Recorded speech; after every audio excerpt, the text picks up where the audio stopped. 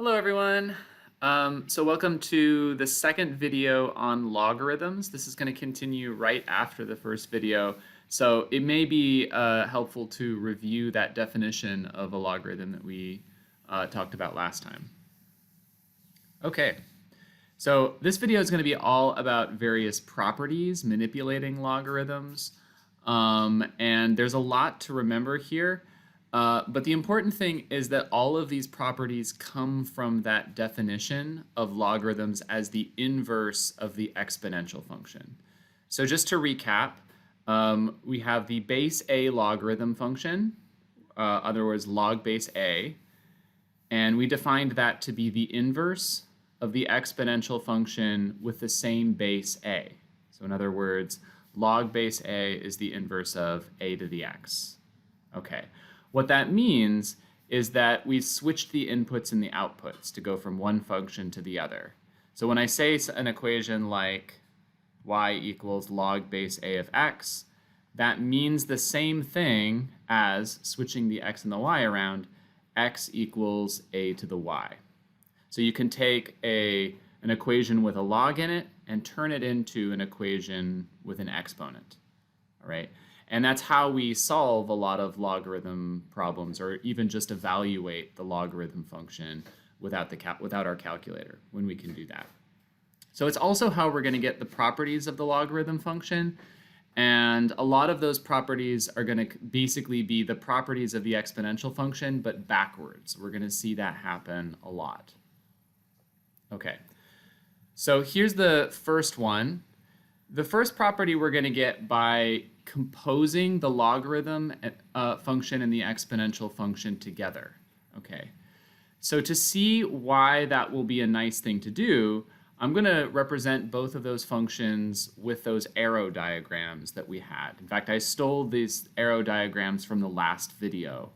So we talked in the last video about how if I have the function 3 to the x, I can talk about listing all the inputs out, and then the function would be represented by, for example, -2. If I input that into the function, I get out 1/9. That's because 3 to the -2 is 1 over 3 squared, which is 1 over 9. If I then go ahead and compose that with log base 3, well, all log base 3 has done is it's switched the arrows around, or it's switched inputs and outputs. So when I plug 1/9 into the log base 3 function, I get out -2, which is exactly what I started with. So in other words, when I take log base 3 composed with 3 to the x, I just get back what I plugged into it. I get back x. The same thing happens in the other order. When I take first log base 3 and then 3 to the x after that, I'm again just going to get x back.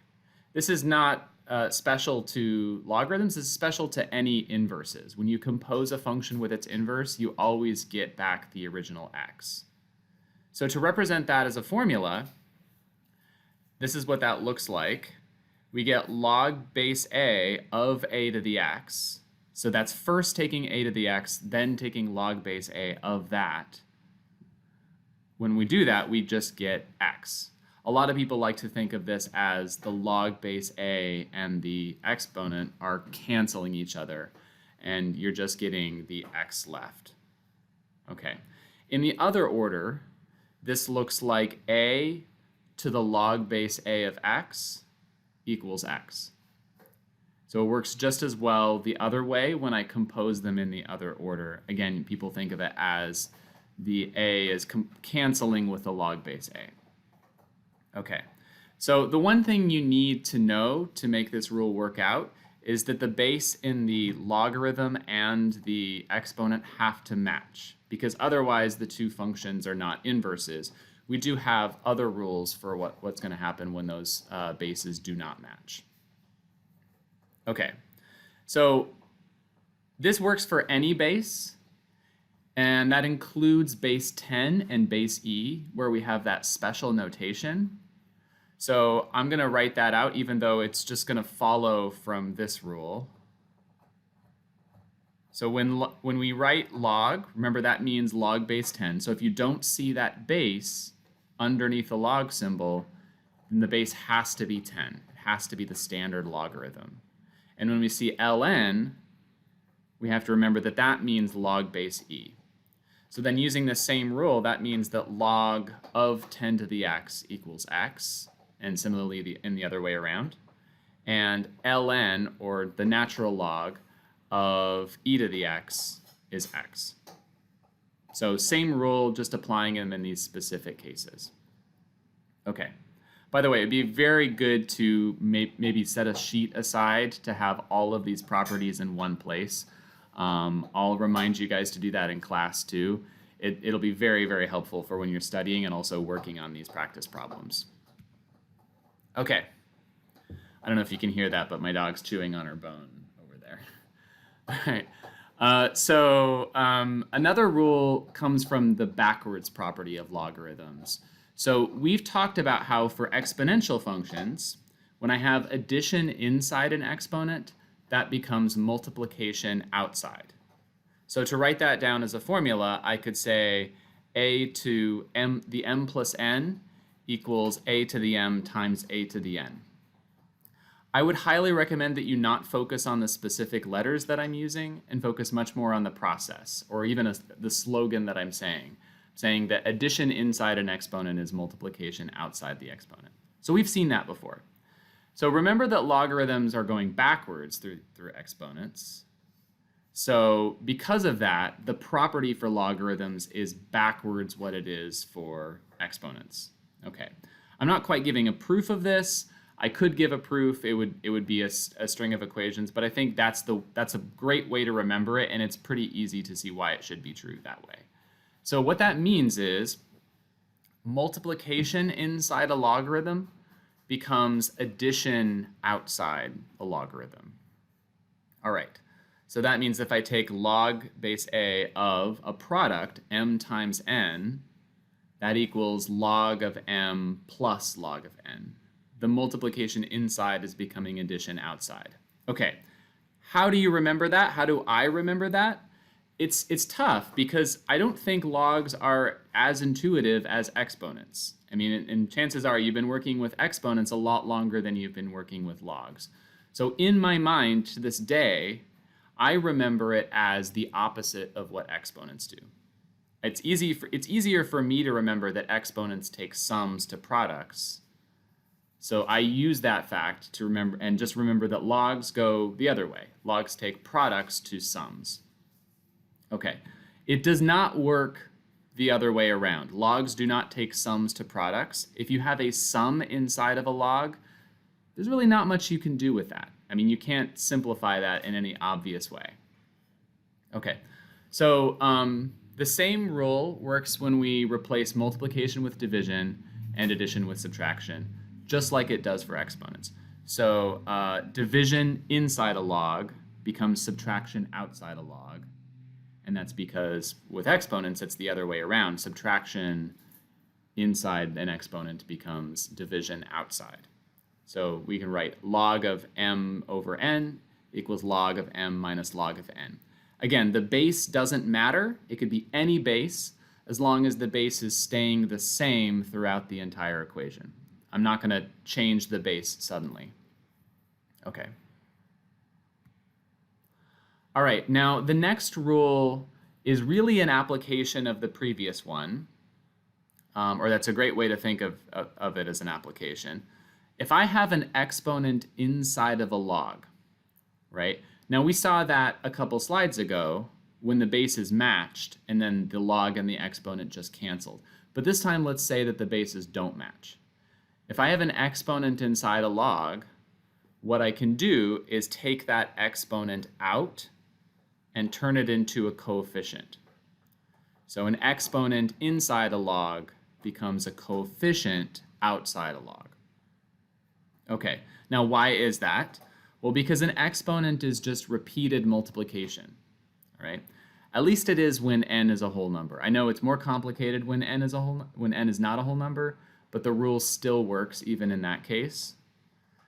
But let's think of it as a whole number. So if I have repeated multiplication inside an exponent, or inside a log, I'm sorry, then that should become repeated addition outside a log. And repeated addition is just multiplication by the number, in this case n. Okay, so that's where that rule comes from. And a lot of people just think of it, again, think of it as a process. Think of that n as coming outside and in the process becoming a coefficient. A lot of people have an easier time remembering this one than the last one because of just thinking of it as that process of coming out. Important to remember that it doesn't happen the other way. If you have an exponent outside of a log, again, there's not much you can do. Okay. All right, now the next two are really, a lot of people don't remember these separately, and that's fine, but I think it's at least helpful to kind of recognize them. If I plug 1 into a log function, I always get out 0. It does not matter what the base is. Okay, and that's because going the other way for exponents, anything to the 0th power is 1. So because anything to the 0 is 1, every base of log, when I plug in 1, I get 0. Kind of similarly, if I plug in a into a base a logarithm, I get out 1. You could even think of this as an application of the last rule, or the canceling rule, where I just have a 1, or I'm taking log base a of a to the 1. The log base a and the base are going to cancel, and I'm just going to be left with that 1. Or even just think of the definition of log, and you can remember it that way. Okay. So I have some homework problems. And what I've done is I've listed these out, and I'm going to show you a solution for the first one, and I'd like you to do the other 3 on your own. Okay, I think the first one really has a little bit more going on than the others, I think. So we'll do that one together, and you'll see how this process might work. I think of these problems as like puzzles. You're kind of looking at something and you're thinking, okay, I have all of these rules. How am I going to start combining things together? What can I do with this? So let's take a look at the first one. The first one is all about natural log. Now, if I'm looking at natural log of things, I know that I'm not going to be able to evaluate those by hand, right? I don't know what power of e gives me 9 or what power of e gives me 4, because e is not a nice number, right? E is just this irrational number. So the only way I would be able to evaluate that by hand is if I was plugging in powers of e. So I've got to use my properties to try to evaluate this, at least if I don't have a calculator. So here's what I'm going to do. I've laid this out step by step, and I'm going to walk through every step. Okay. So I started with the original problem where I just turned it into a fraction. Then I'm going to use that rule that says addition outside a log becomes multiplication inside a log. So that's how I combine those and make them a single log. Same base, it's still ln, base e. So now I'm just simplified the inside. 9 times 4 is 36. And at this point, I kind of have to, I'm sort of stuck until I recognize that 36 is 6 squared. Okay. If 36 was not a nice power of 6, I really kind of would be done at this point. And that's because there's no rule for division outside of a log. There's a rule for division inside of a log, but not outside. Okay. You can see how much practice we're going to need with this stuff, right? Okay, so I turned this 36 into 6 squared. And then now I've got an exponent inside of a log. The bases don't match, so I can't cancel that. Base e, this is log base e, and this is a 6. But I can still bring the 2 outside. And so what I have now is 2 times ln of 6 over ln of 6. Okay, I'm in luck because that ln of 6 is the same on top and bottom, so I can cancel that. It's just a number that's being multiplied by on top and bottom. And if I cancel that, I get 2 over 1, or just 2. And that turns out to be the answer. So in this case, I was able to simplify it completely and actually evaluate what it is, which was lucky, right? Some of these may not work out so nicely. So take a look at the others. Some of these other problems have other variables going on, and it's quick to, I mean, it's important to be able to deal with that and not be afraid of that when that happens.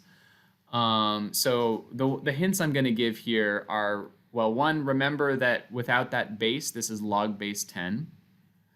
Okay, so keep that in mind because you might be using properties that it might be specific to log base 10 and not true for any base of log.